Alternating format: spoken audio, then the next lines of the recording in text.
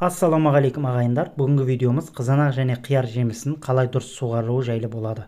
Одан алдын сіздер Жомарт Бау-бақша каналының подписация бөліміне өтіп, каналға тіркеліп, лайк басып, сұрақтарыңыз болса комментарияға қойып, қолдау білдіріп отырыңыздар ағайындар.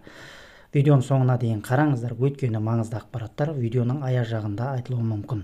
Енді қызанақ жемісін қалай суғару жайлы айтатын болсақ, достар, бәріңізге белгілі, қызанақ жемісі суды өте жақсы көретін жемістердің бірі. Енді оны қай мөлшерде суғару жайлы айтатын болсақ, ол сіздің тұратын өңірлеріңізге де байланысты болады. Мысалға, кейбір өңірлерде жер асты ылғалдығы мол болады, кейбір өңірлерде жер асты ылғалдығы аз болады, және де топырақтың құрамына да байланысты болады. Енді құмшақ жерлерге егілген жемістер тез кеуіп кететін болғандықтан тез суғарылып тұруы керек. Енді қызанақ жемісінің көшеттерін отырғызғанда кешкі уақытта отырғызып, кешкі уақытта суғару керек жайлы алдыңғы видеоларымызда айтып өткенбіз. Енді қызанақ жемісінің көшеттерін кешкі уақытта отырғызып, одан кейін суғарып жіберсек, түнімен топыраққа бейімделіп, ары қарай алып кетуіне пайдасы тиеді деп айтқанбыз. Енді қызанақ жемісінің көшет кезінде суғаруын, ылғалдығын пайызбен айтатын болсақ, 65-70% болуы керек топырақтың ылғалдығы. Енді қызанақ жемісі гүлдеп жеміс беріп бастағаннан кейін оны көбірек суғаруымыз керек, достар. Енді оны жақсы көбірек суғарсақ, жемісі де соншалықты көп болады. Және де ол ылғалдық болмаса, ана топырақтағы қанша күш болса да, ол топырақтағы күшті ала алмайды, ылғалдық болмаса. Ылғалдық мол болса, жеміске де жақсы болады, әрі топырақтағы күшті жақсы алады. Енді қызанақ жемісін жаңағы көшет кезінде кешкі уақытта суғару дұрыс деп айттық. Енді осы жерде мән беріңіздер, достар. Қызанақ жемісін жеміс беріп бастағаннан кейін кешкі уақытта суғармаған дұрыс. Барынша мейлінше кешкі уақытта суғармаған жақсы болады, достар.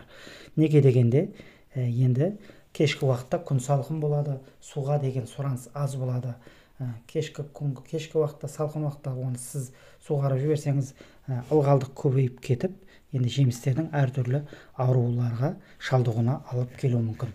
Кешкі салқында және оны суғарсаңыз, кешкі салқынмен ылғалдық көбейіп кетіп, әртүрлі ауруларға шалдығуына алып келуі мүмкін. Енді қай уақытта суғару керек айтатын болсақ, достар, қызанақ жемісін енді жаздың күндері таң ерте атады, таңертеңгі уақыт, күн шыққаннан кейін 1 немесе 2 сағаттан кейін суғарсаңыз өте жақсы болады, достар. Неге дегенде, енді қызанақ жемісі жаздың күндері күн ыссы болады. Енді күннің ыстылығына қарсы тұру мақсатында жапырақтарынан ылғалдық бөліп шығарады, немесе буланады, достар.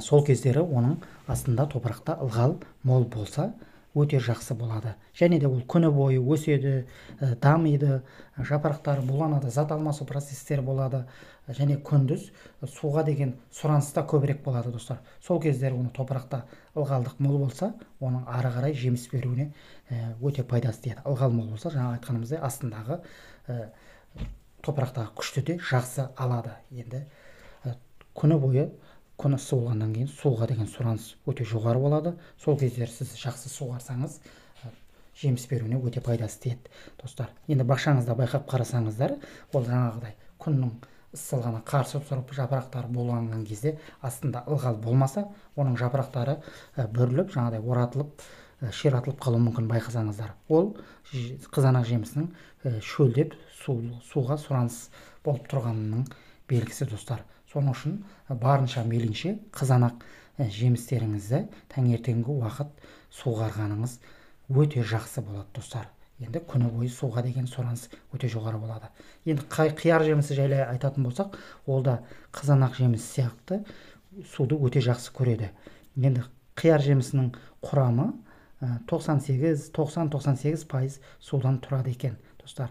Енді қияр жемісінде барынша мейлінше күндіз таңертеңгі уақыт суғарғаныңыз жақсы болады, достар. Енді ол күндіз суға деген сұраныс өте жоғары болады. Ылғал мол болса, топырақтың күшінде алуы жақсы болады. Ылғал болмаса, ол топырақтағы қанша күш болса да, топырақтағы күшті ала алмайды, достар. Осылай суғара беріңіздер, достар. Жемістеріңіз көп болсын, отбасыларыңыз аман болсын. Каналға тіркеліңіздер. Аман сау болыңыздар, достар.